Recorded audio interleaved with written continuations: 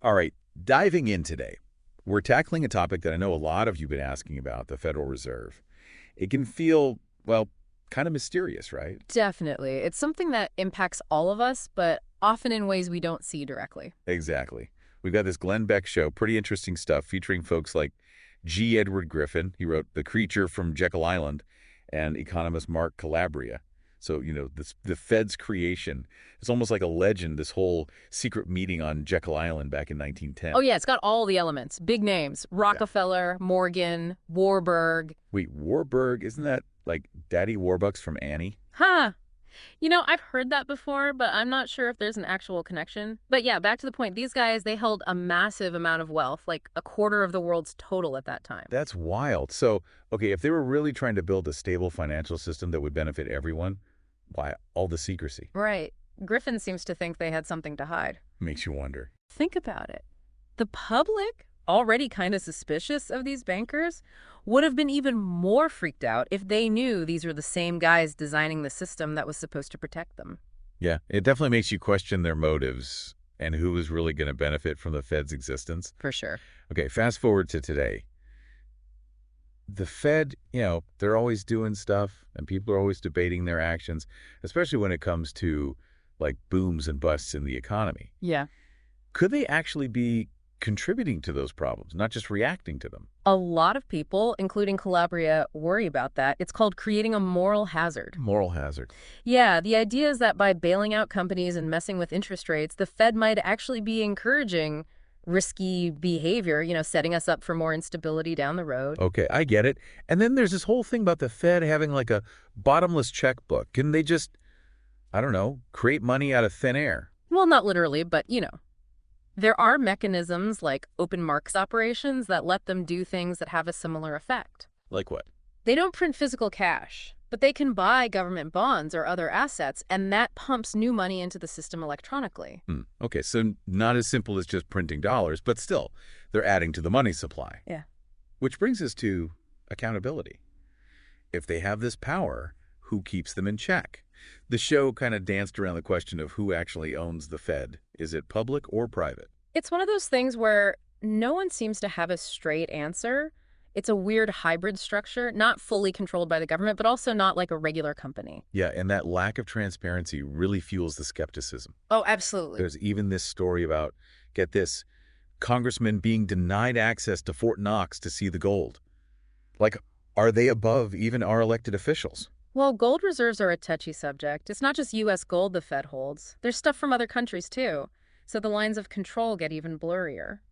I can see why all this leads to, wild conspiracy theories. Yeah. But even if we ignore those, aren't the basic facts about how the Fed works pretty worrying? Totally.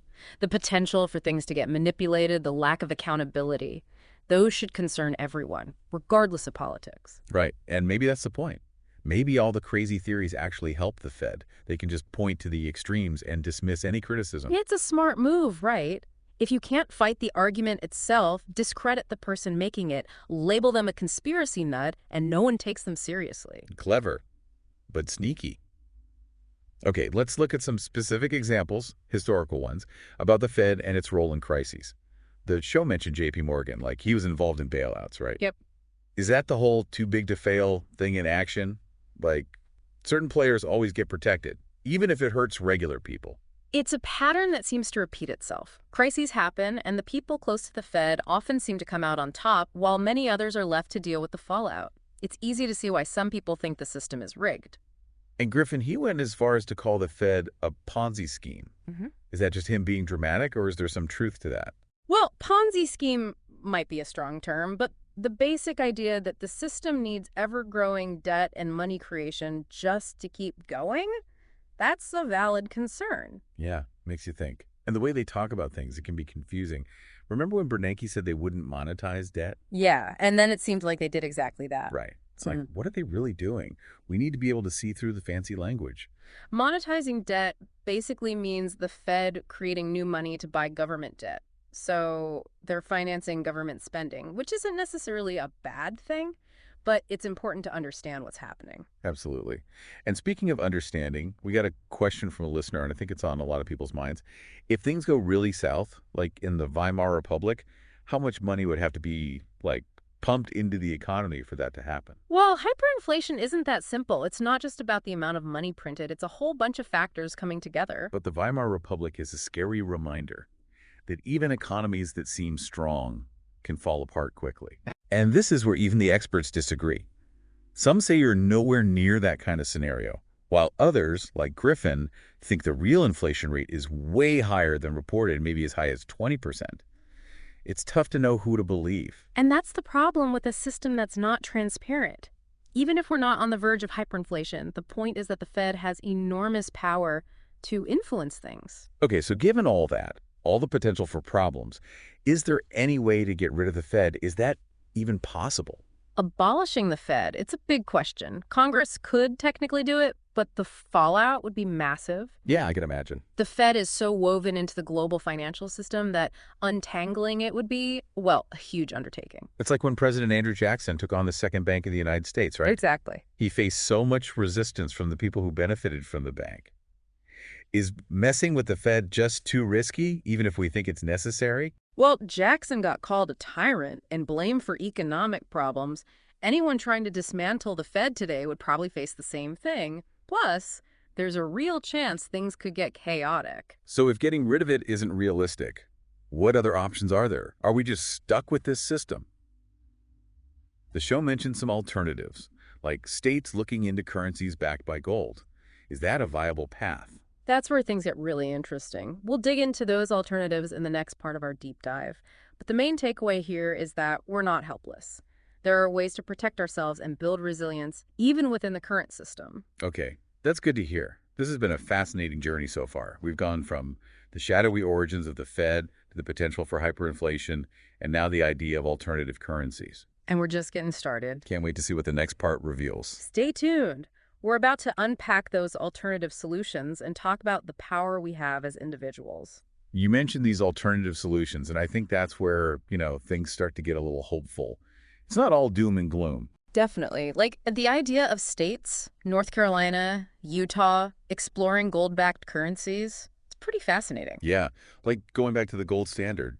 Wouldn't that be super disruptive, though? Yeah. Our whole system is built on fiat currency, right? It would be a massive shift, for sure. And there would be challenges. One big criticism you hear is that it limits the central bank. They can't just pump money into the system whenever they want. Right, to try to smooth things over. Exactly. So it's like more stability, maybe less inflation, but less flexibility when things go bad. Yeah. Tough choice. Yeah.